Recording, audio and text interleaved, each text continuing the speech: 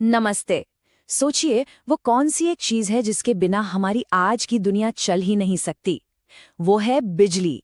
और आज हम बात करेंगे उसी की नींव के बारे में, इलेक्ट्रोमैग्नेटिक इंडक्शन।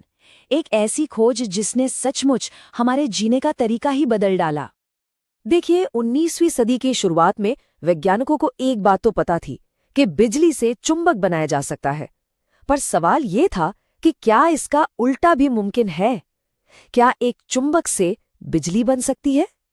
ये वो पहेली थी जिसने उस दौर के सबसे तेज दिमागों को भी चक्कर में डाल दिया था। और इसका जवाब हमारी दुनिया को हमेशा के लिए रोशन करने वाला था। और इस पूरी कहानी के हीरो थे माइकल फैराडे।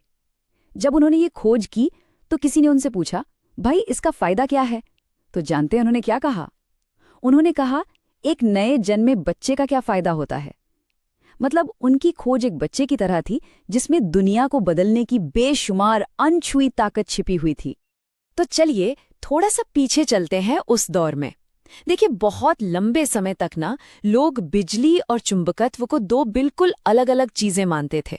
ये तो पता था कि बिजली दौड़ाओ तो चुंबक बन जाता है, पर सवाल वही था, क्या इसका उल्टा हो सकता है? क्या चुंबक से बिजली पैदा की जा सकती है? तो 1800 के शुरुआती सालों में ये तो पक्का हो गया था कि भाई इलेक्ट्रिक करंट से मैग्नेटिक फील्ड बनती है।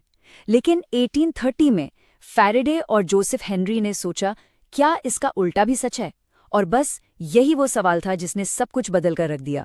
और आज देखिए इसी खोज की वजह से हमारी पूरी सिविलाइजेशन चल रही है। तो ठीक है, अब जरा देखते हैं कि फैराडे ने आखिर ये गुत्थी सुलझाई कैसे। उनके एक्सपेरिमेंट्स कमाल के थे। तो फैराडे ने क्या किया? उन्होंने एक तार की कॉइल ली और एक चुंबक लिया। उन्होंने देखा कि जब वो चुंबक को कॉइल के पास लाते या दूर ले जाते तो गैल्वेनोमीटर की सुई हिलने लगती। मतलब कॉइल में करंट पैदा हो रहा था। लेकिन जैसे ही वो रुकते, करंट भी गायब। तो शुरू में लगा कि असली चीज है मोशन, मतलब दोनों के बीच की हरकत ही करंट बना रही है।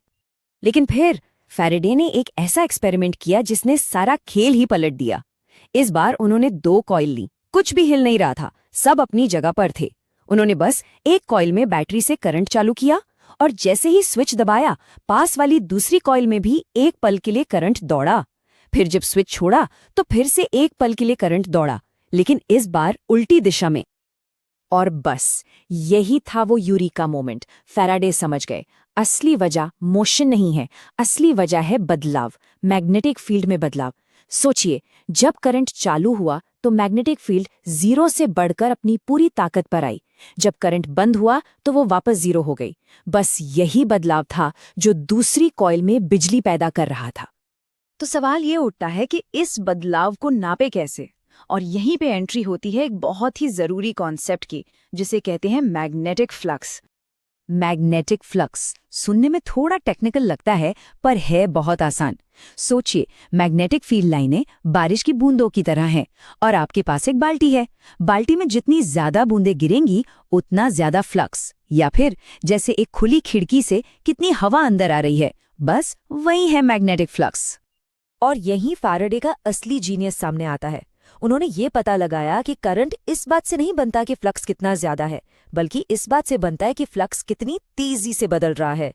मतलब बदलाव जितना तेज, करंट उतना ही ज्यादा। कितना सिंपल और कितना जबरदस्त आइडिया था ये। लेकिन रुकिए, कहानी अभी खत्म नहीं हुई, क्योंकि प्रकृति का एक और बड़ा मजेदार नियम है जो हमेशा चीजों को बैलेंस में रखने की कोशिश करता है। हमें ये तो पता चल गया कि करंट पैदा होगा, पर वो किस दिशा में बहेगा, इसका जवाब दिया लेंज ने। लेंज का नियम कहता है कि जो करंट पैदा होगा ना, वो हमेशा उसी कारण का विरोध करेगा जिसने उसे पैदा किया है। मतलब ये प्रकृति का एक तरह का बागी नियम है जो कहता है, मैं तुम्हारी वजह से बना हूं, पर मैं तुम्हें ही रोकूंगा। इसे ऐसे समझिए, मान लीजिए आप एक चुंबक का नॉर्थ पोल कॉइल के पास ला रहे हैं, तो कॉइल में जो करंट बनेगा वो खुद एक नॉर्थ पोल बना लेगा ताकि चुंबक को दूर धकेल सके, उसका विरोध कर सके। और जब आप उसी नॉर्थ पोल को दूर खींचेंगे तो कॉइल एक साउथ पोल बना लेगी ताकि उसे वापस खींच सके। ये हमेशा बदलाव का विरोध करता है, और यह जरूरी भी है क्योंकि ये ऊर्जा संरक्षण के नियम को बनाए रखता है। सोचिए जरा, अगर ऐसा नहीं होता तो हम थोड़ी सी मेहनत से ही बेहिसाब एनर्जी बना लेते। तो एक लैब में हुई छोटी सी खोज से हम उस दुनिया तक कैसे पहुंचे जहां हर चीज बिजली से चलती है? इसका जवाब एक मशीन में छिपा है जो फैराडे के इसी सिद्धांत पर काम करती है, और वो है जनरेटर। ये जो डायग्राम दिख रहा है, ये एक एसी जनरेटर का बेसिक डिजाइन है। देखने में बड़ा सिंपल है ना? पर यकीन मानिए, यही मशीन हमारी पूरी दुनिया की पावर ग्रिड की रीढ़ की हड्डी है। फैराडे की खोज का इससे बेहतरीन इस्तेमाल हो ही नहीं सकता था। तो ये काम कैसे करता है? बहुत आसान है।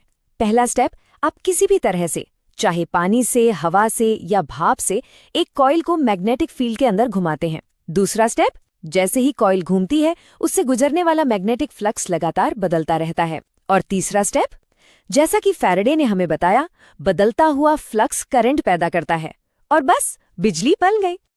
और ये कोई मामूली करंट नहीं होता। आज के जो मॉडर्न जनरेटर हैं वो 500 मेगावाट तक बिजली बना सकते हैं। जानते हैं ये कितनी होती है? इतनी के 50 लाख, जी हाँ 50 लाख 100 वॉट के बल्ब एक साथ जल जाएं। और ये सब हो रहा है बस एक घूमती हुई कॉइल और एक चुंबक की वजह से। कमाल है ना? जरा एक पल के लिए सोच कर देखिए, अगर ये खोज कभी हुई ही नहीं होती तो न लाइटें होती, न ट्रेनें, न कंप्यूटर, न इंटरनेट। हमारी आज की पूरी सभ्यता पूरी की पूरी इसी एक सिद्धांत पर टिकी है। ये हमें याद दिलाता है कि कैसे साइंस की एक छोटी सी जिज्ञासा पूरी दुनिया को बदल सकती है। तो देखिए, कहानी शुरू हुई थी एक सीधे से सवाल से, क्या चुंबक से बिजली बन सकती है? और हम पहुंचे एक ऐसी टेक्नोलॉजी तक जो आज पूरी दुनिया को चला रही है। ये हमें सोचने पर मजबूर करता है कि प्रकृति के ऐसे और कितने गहरे राज हैं जो खुलने का इंतजार कर रहे हैं, और कौन जाने उनमें से कोई एक हमारे भविष्य को ठीक वैसे ही बदल दे जैसे इस एक खोज ने हमारे आज को बदला है। ये सवाल ही तो हैं जो साइंस को हमेशा जिंदा रख